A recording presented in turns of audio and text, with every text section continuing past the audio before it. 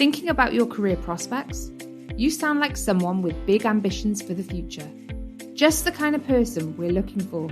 Deloitte's early careers programs are designed to help you develop your skills, make an impact, and discover your potential. If you want to work on meaningful global projects and learn from the best in the business, take a look at our apprenticeship and graduate programs. Find out more and apply at deloitte.co.uk/early careers, where your bright future awaits.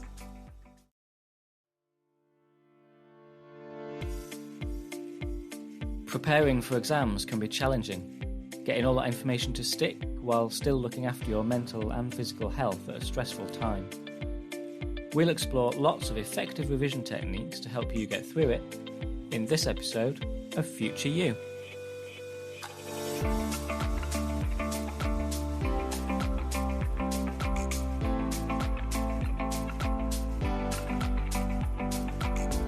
Hello and welcome to Future You, the podcast from graduate careers experts Prospects. We're here to help you achieve your career goals. My name's Dan Mason, and in this episode we're going to hear lots of valuable tips and tricks for getting exam revision just right from our guest Angela Newton, Library Learning Advisor at the University of Leeds. From note-taking and revision timetables through to maintaining your well-being and choosing your ideal work environment, Angela has plenty of advice that will hopefully make the process as smooth as possible for you. Don't forget to subscribe to Future You in your podcast app and head to prospects.ac.uk for more on this topic. In the meantime, here's Angela. Hi, I'm Angela Newton. I'm a learning advisor with the University of Leeds. Fantastic, and thanks for joining us today for this episode. Before we get started on the topic of revision and exam preparation, could you just tell us a bit about what you do? Yeah, sure. So basically, my job is to help students to develop their academic skills. So it could be that they're wanting to improve their writing. It could be something about giving a presentation. It might be just understanding the feedback that they've received for an assignment. So it's quite wide-ranging, really. Okay, that's great. So let's get into today's topic, which is all about exam preparation, as I say, and revision. What's the first thing that you would advise students do when it comes to revising? What's the first step in this process? So I think the first thing to do is take a deep breath. Make sure that you're not feeling too overwhelmed by the whole thing, because you can make it easier for yourself. I think the first sort of time you think, oh gosh, I've got all this stuff to do, how am I going to fit it in? It can feel like quite a big deal, but there are things that you can do to make it easier. So I think the first thing that you really should be doing is finding out all the practical information. Where do you need to be? What's going to happen? When is it going to be? What's the format? And that can be quite reassuring, because at least then you know what you're driving at and you know what's going to be happening. So getting that practical information, I think, is pretty important quite soon on. And then I think probably one of the most useful things to do is to kind of audit how you feel about the course that you've been working on. So, are there areas that you feel more confident in? Are there things that you think, actually, I sat in that course and I didn't feel massively confident about the content? So I think doing a bit of a self-audit can be very helpful, because then that can help you to make some decisions about, what do you want to really focus on, because you're not going to be assessed usually on every single thing that's been covered by the course. So one thing you can do is find a list of the topics that have been covered, go through that, maybe do like a traffic light system, which ones do you feel really confident with, which ones do you think you need to build your knowledge of. So I think those sort of first steps can be really helpful, and then also thinking, well, actually, what have I already been assessed on? So if you are having if your course is kind of part exam assessed, part coursework, for example, what's the coursework that you've already done? So maybe you don't need to worry too much about that topic because you've already kind of covered it in an assessment. And we talk primarily about revision in that run up to the exam period. Yeah. Would you say that there's stuff that you should be doing throughout the year so that that preparation when it comes to that crunch moment is easier? Oh, you can definitely do so much, actually. It's a really good point. Um, the most important thing kind of throughout the year, there's a sort of cycle of an academic year, isn't there? And the autumn we're sort of all adjusting to the new course and new requirements and so on. But I think it's incredibly useful to make sure that, I know it sounds really obvious, the notes that you make need to be useful. Yeah. So, you can scribble a lot of notes. Some people prefer to use a laptop for their note making. Other people will handwrite them. Whatever you do, don't try and write down everything that's being said to you, because then you're just like a scribe, basically, and you're not really passing that information through your brain. So you've got to make sort of summary notes, and that's quite a skill. And you don't get good at it, the first few times. So it is kind of a process, really, I think, learning to make really good notes. So the notes that you make, they need to be something that you can return to. And I don't think that you should just keep those notes as a kind of archive, if that makes sense. I think it's better if you can go back to them, maybe once a month even. What did I do this month? What have I learned? Where have I been to? How's that adding to my knowledge? So maybe, you could do it week by week or month by month. Go back to the notes that you've made during that time period. And rather than just reading them and then putting them away, you can add to them. So actually, what connects with this, with ideas that I've come across previously? Have I done any extra reading that I can also kind of add to these notes? How can you make them dynamic? So you've got to keep it fresh. I don't believe in just keeping notes as a sort of archive. They're not a historic thing. You should be keeping them fresh and keeping them alive. And I think by adding to them when you go back through them, that can really help you to keep connected with the topic. And it can highlight where actually you might be struggling a little bit. And again, that's useful because it means you can do something about that. So it's a system that you can use, which is called spaced repetition. Okay. So this is a way of not exactly revising, but a way of kind of going back to what you've done recently so that it keeps it in your brain. And as you develop and build your knowledge, that means that you are more likely to connect those different things together.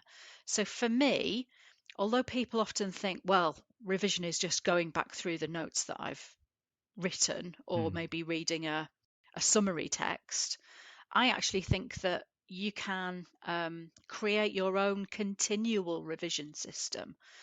And if you look, which I have, at spaced repetition literature, there is evidence that says this is a useful technique. This is a good thing to do. So for me, I think about the kind of notes that you make. Maybe chat to friends about how they make notes. Sharing ideas about how to make them can be brilliant because you can pick up some fantastic ideas from other people. And then once you've got a system that you enjoy using and you think works for you, don't just file them away. Get them out regularly. Keep working on them because they can be enormously helpful. There is a technique of note making that is quite popular called Cornell note making. So Cornell, like the university, I think that's where it originated. So Cornell notes are quite a distinctive looking thing. So if you Google Cornell notes, you'll find these, at first sight, slightly odd looking templates. So you've got a piece of paper, either digital or an actual piece of paper, divided into sections with lines. But what it allows you to do is to kind of how can I say it, sort of like zone your ideas. And Cornell note making, although some people don't connect with it particularly well, I think for people who do, they find that format really, really useful. So if you've not heard of that before or looked at it, I'd suggest giving that a quick Google, look for some images of Cornell notes, and just give it a try. So kind of to go back to your question, there's a lot you can do throughout the year, I think, Yeah. that can make the whole thing less daunting. That's really interesting. It's like it's finding the right way of making those notes that works for you, isn't it? Yeah. It's funny as well because if you go into any lecture theatre and sit at the back, and those raked lecture theatres where you're looking downwards almost towards the lecturer.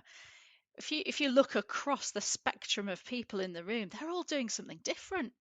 There's people there with little coloured pens and they're quite enjoying themselves, and other people bashing away at their keyboards. So everybody has a different way of doing things, but it's all good. And another thing that people use a lot in revision is looking at past exam papers.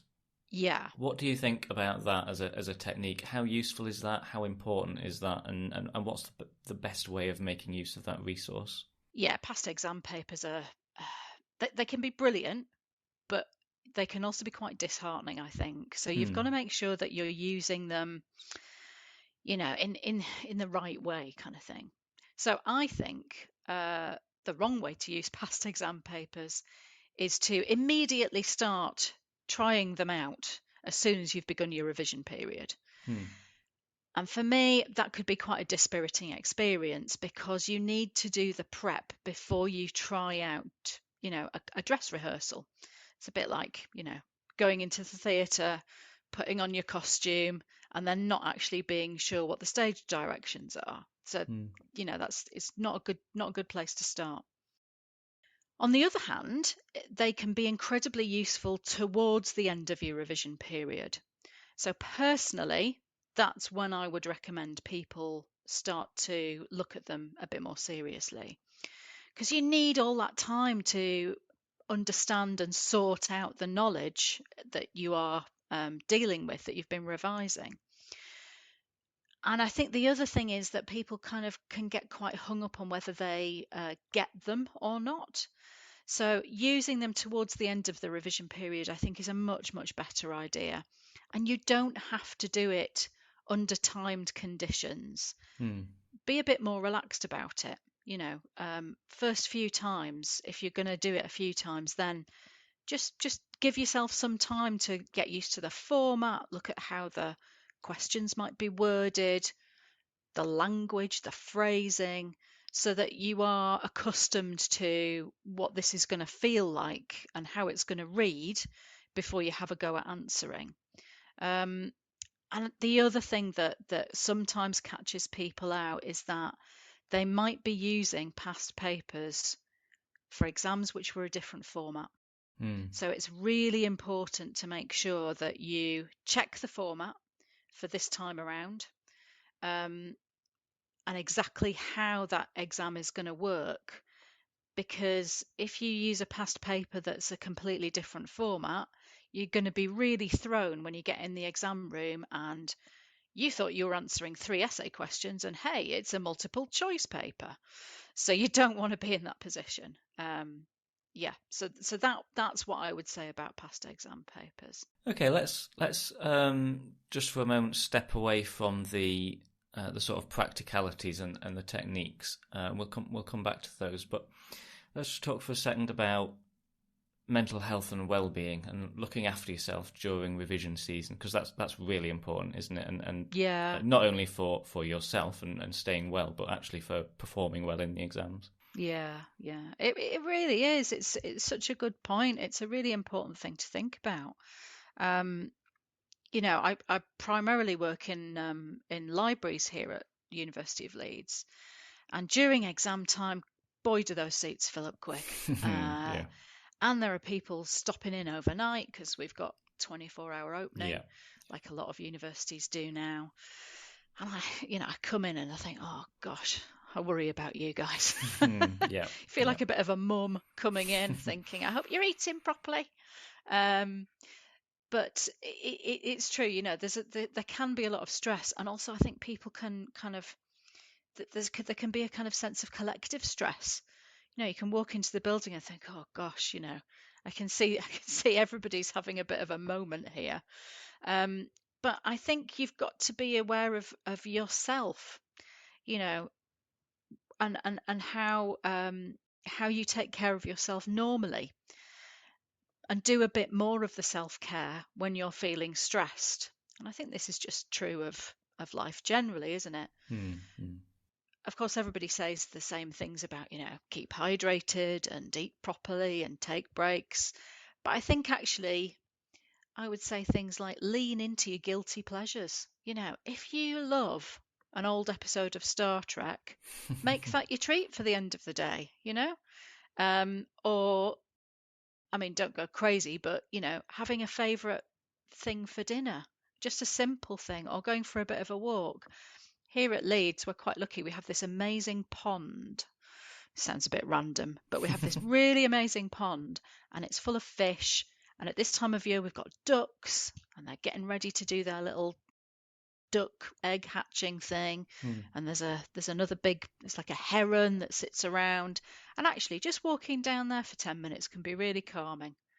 And you're just watching the fish and looking at the ducklings, and it's just nice.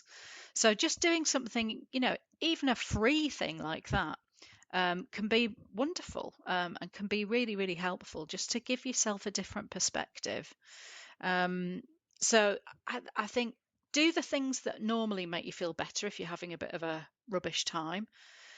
Obviously, make sure that you get enough sleep and all those normal things.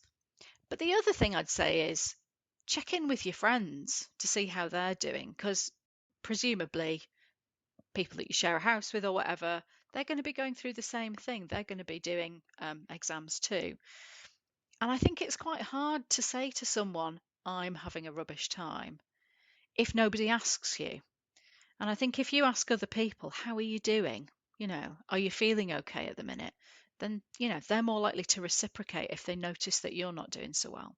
So I think like a bit of self-awareness, being aware of your friends, having a chat when you're not feeling great, all of those things can be helpful.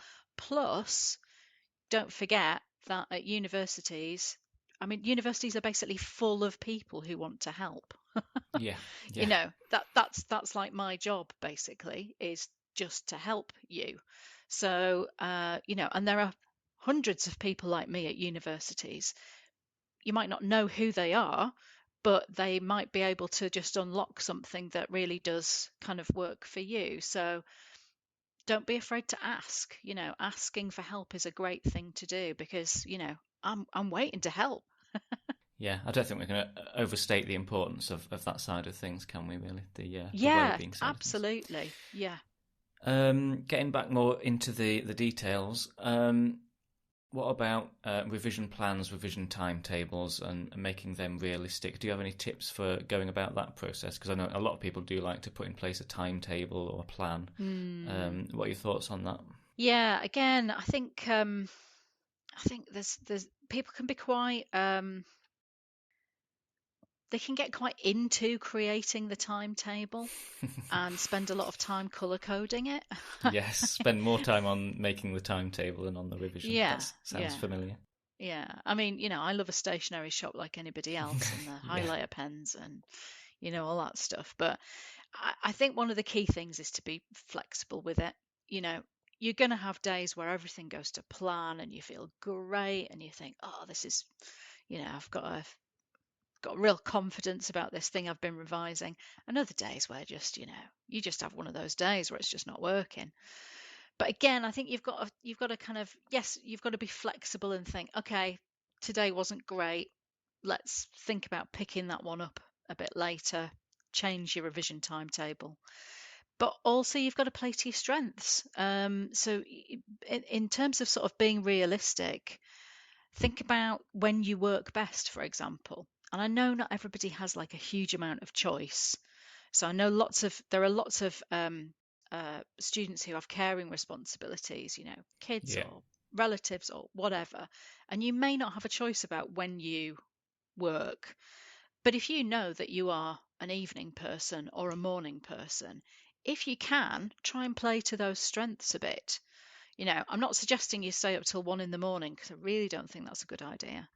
But if you find that your brain sort of starts to get more engaged after 6 o'clock, then if you can do some evening sessions, then that's probably a good thing for you to do. Same with the environment that you're in. Again, not everybody has a choice, but for some people, they have really strong feelings about that environment. So yeah, I think there's a lot that you can do. That there's a technique that quite a lot of people use called the Pomodoro method. I don't know if you've heard of that I one. haven't, no. Yeah, it's interesting this. So this is like a revision method that relies on you taking breaks, which sounds like a good idea, Yeah. but it enforces break taking. So it's called Pomodoro because it's based on those those old-fashioned tomato kitchen timers. The ones that go bird when the minutes are up. So they're normally on a 25-minute timer. So the Pomodoro method says if you revise for 25 minutes, you then take a break. So you have to focus for 25 minutes, but then you take 5 minutes off. Another 25 minutes, take 10 minutes off. And you repeat that cycle 4 times. So you've done 4 25-minute blocks in one Pomodoro. And that means that you've had dedicated focus time, but you've also had time to just get up and have a stretch, pop to the loo, get a drink, whatever. So that is quite a useful thing to do if you're somebody who's finding it hard to stick to a rigid timetable.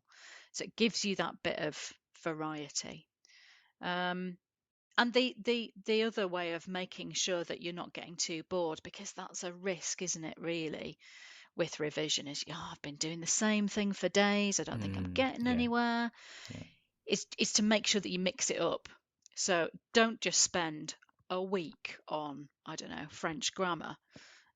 Maybe do half a day on French grammar, but then in the afternoon do something that maybe you're a bit more excited about. I'm not saying French grammar is not exciting. I'm sure that for some people that's their thing. But anyway, so whatever it is, just make sure that you mix it up. So if you've got something that's not very sexy for you, do something that's a bit more exciting to reward yourself almost. So yeah, I think timetables can be really helpful. Make sure you tick off what you've done, but don't beat yourself up if it's not going brilliantly. Just be flexible with it. And something you touched on there was thinking about the environment you're revising in. Yeah. Have you got any more thoughts on that? I guess this is another of those things that's going to be, whatever works for you sort of thing. But are there any specifics that you can talk about? Environment's an interesting one. I've read quite a bit about this actually. Obviously, lots of people like to come to libraries, and these days libraries are very different from what they used to be. So most university libraries and actually public libraries, to be honest, have different zones for different purposes. So it used to be, in the old days, you'd go in, be very quiet. You couldn't make any noise at all. If you were lucky, you were allowed to take a pen. You might have to leave your bag at the entrance. But now we've got chatty spaces, we've got silent spaces, we've got comfy chairs, we've got, the list is kind of endless. Yeah. And it's kind of the same for public libraries, actually. They're also a good option if you fancy being somewhere different. Here in Leeds, we have an amazing central library, which is architecturally just knocks it out of the park. And people find that going somewhere slightly different can just give them a different feeling about working. Other people prefer to just be at home in their own environment. You don't have to even get out of your pajamas. You can just, sit in your duvet and do it. So for some people, they will make a very definite choice. I would suggest that you do your revision away from your relaxation spaces, because if the two get too muddled up, then I don't think that that's sufficiently different for you to really focus. I think you need to protect your relaxation space personally. So yeah, I would suggest that. I think also the fact is that some people really like to work with other people, even if you're not sort of chatting to one another.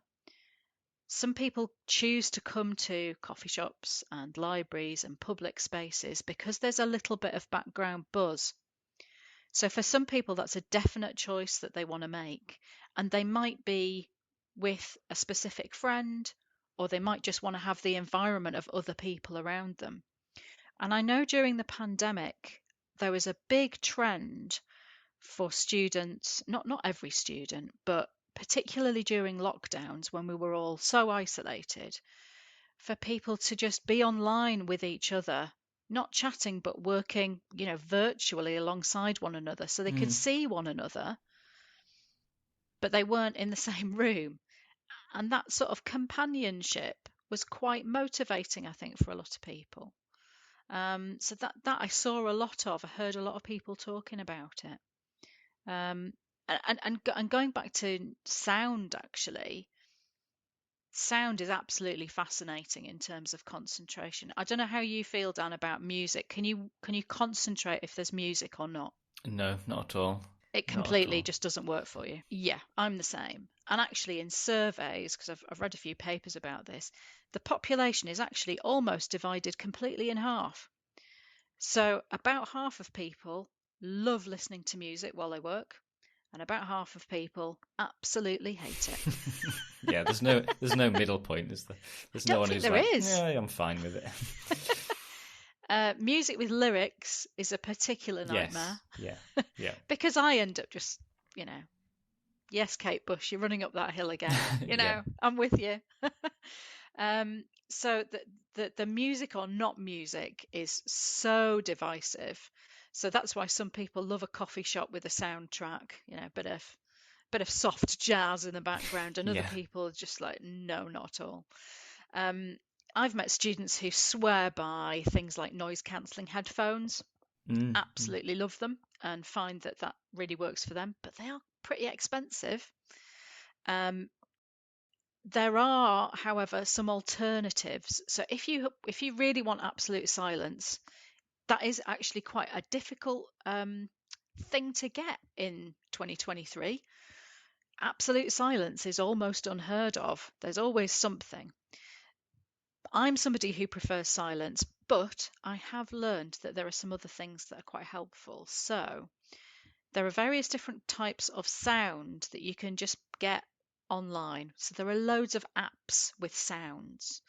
So you've probably seen those ones that say, oh, let me play these forest sounds for you as you go to sleep. Yeah. There are loads of those, but you can get them in, wait for it, pink, brown and white noise. And they're all slightly different. And if you try them out, you might find that one of them just clicks for you. The author Zadie Smith talks about this, has talked about this recently. I think she lives in New York, and she was a very much kind of, I can only write in cafes. That's the only place I can write in.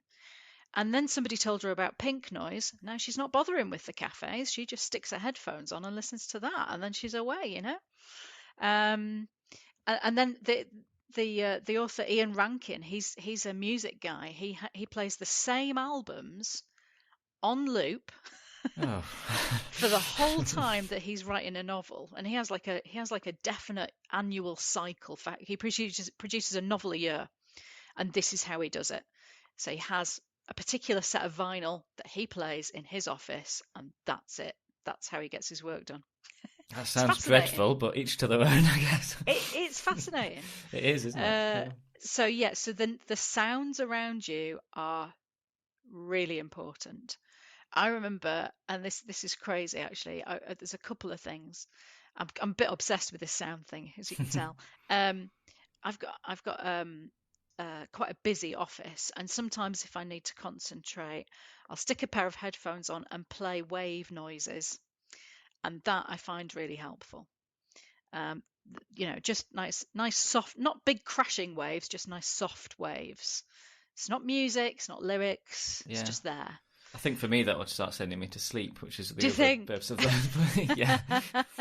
It's just kind of nice and splashy. I quite like that.